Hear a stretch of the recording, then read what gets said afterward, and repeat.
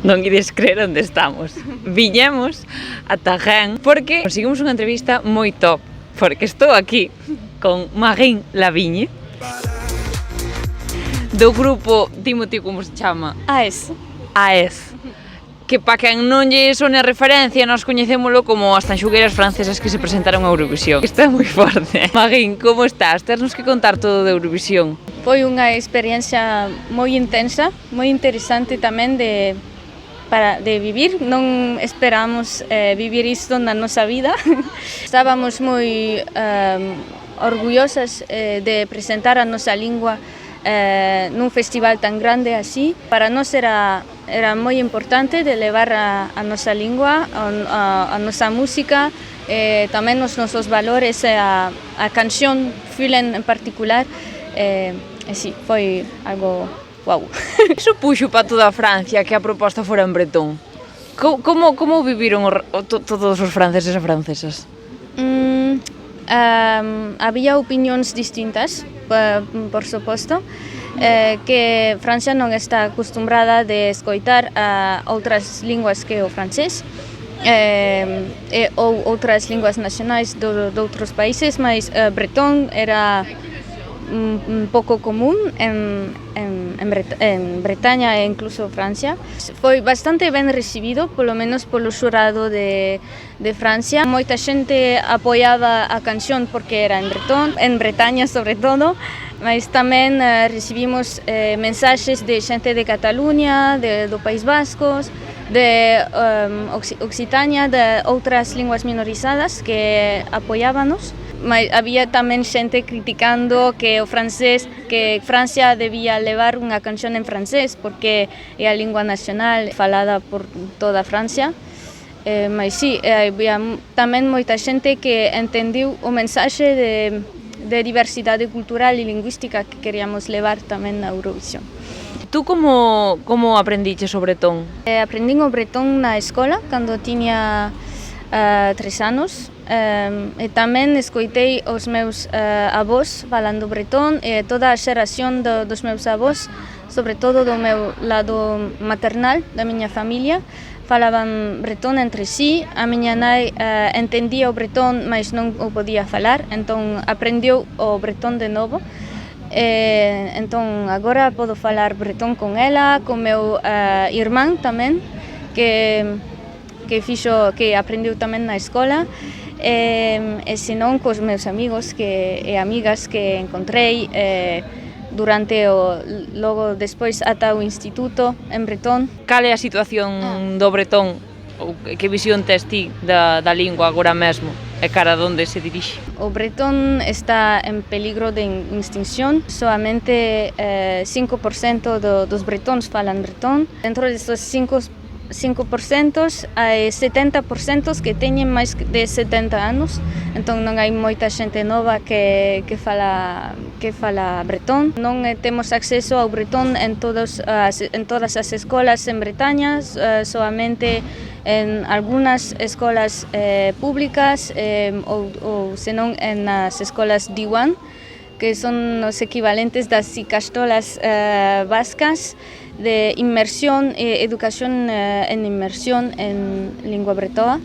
Pois vai bastante mal as causas, pero tamén hai moitas creacións en lingua bretoa, moita xente dándose conta de que é importante falar a lingua do país, que é unha apertura hacia o mundo e non unha fronteira, como din as nosas tanxugueiras. Exactamente. Sí, hai esperanza para o bretón. As públicas nas que sí que se ensina o bretón, como está repartidas as asignaturas ou hai solo a clase de bretón e logo xa o resto de asignaturas en francés ou como é? Hai clases de bretón, tamén depende das escolas, dos colexios, etc. Pero pode ser matemáticas e historia, geografía en en bretón e senón o resto en francés. Estamos nos saltándonos a parte tamén máis importante, que é que esta rapaza leva toda a entrevista falando en galego. O que pasa é que é tan interesante o que nos está contando que ainda non o destacamos. A ver, como é que falas galego? Vivín un ano en Santiago de Compostela, aprendín o galego na universidade, na facultade de filoloxía. Hai clases para os alumnos estranxeiros, entón seguín estas clases. Tamén aprendín moito polo canto, tamén o baile galego, que todas as clases estaban en galego, entón tiña que aprender. Tamén coñecía un rapaz fai 10 anos, Artai, que fala galego. Encontrámonos en Bretaña, Douarnenez, na miña cidade dos meus pais. Puiden falar galego e practicar con el e con outros alumnos de Galiza tamén. Que opinas da situación do galego? Comparando co bretón, o galego para min era xeñal escoitar galego polas rúas en Santiago, entre os alumnos na universidade, escoitar moita xente nova tamén en galego, escoitar música non necesariamente tradicional en galego tamén. Para min era os medios tamén, todo que había, incluso ler o galego un pouco por todas partes, para min era extraordinario. Mas logo tiña unha amiga tamén de Cataluña que ela dicía que a situación do galego era máis non tan viva como en Cataluña, entón creo que depende do... Dependerá da perspectiva, porque nós adoitamos ter os galegos e galegas unha perspectiva bastante pesimista co galego, porque, bueno, así como tú dis que escoitabas a moita xente falar galego, para nós non é suficiente. Sí, claro. Entón todo depende de como se mire, non? Pois abrimos sección do corazón para saber todos os cotillos, xa que temos a unha protagonista de Eurovisión aquí, pois queremos saber todo o que aconteceu en Eurovisión, como foi actuar ali, como foi estar ali con todo o equipo, con todos os compañeiros. Era bastante impresionante actuar en Turín. Os ensaios para nós foron bastante ben, pasou todo bastante ben e creo que os membros do Big Five non tiveron tantos problemas como o resto, porque éramos os últimos pasar, entón podían axustar para as 5 delegacións que quedaban. Bastante impresionante porque non temos moito tempo para relaxarnos ou para encontrar os outros artistas, que vimos máis como nas pre-parties en xira en Europa. E non vimos moito tampouco de Turín, porque si non tiñamos moito tempo libre, entón era moi intenso, todo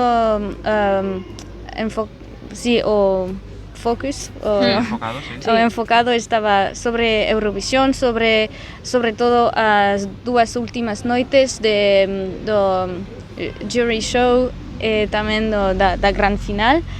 Era moi emocionante porque, sobre todo, cando empezou as semifinais, a primeira semifinal estábamos no Palaolímpico e vimos que a mitade da xente que cantaba ali esta noite non ia ir ata a final, e para nós era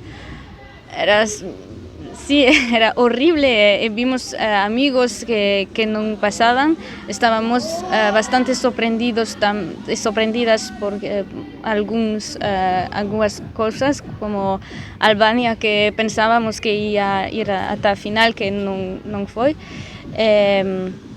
E si, cousas así, que duro. Moi emocionante, pero tamén moi intenso. Espero que polo menos o día da final sí que salirades de festa, non? Estábamos un pouco decepcionados polo resultado final. Pero hai que celebralo todo, hai que sair igual, para esquecer. Sí, entón, non fomos de festa, desgraciadamente. A delegación francesa regresou, quedamos un pouco e logo regresamos.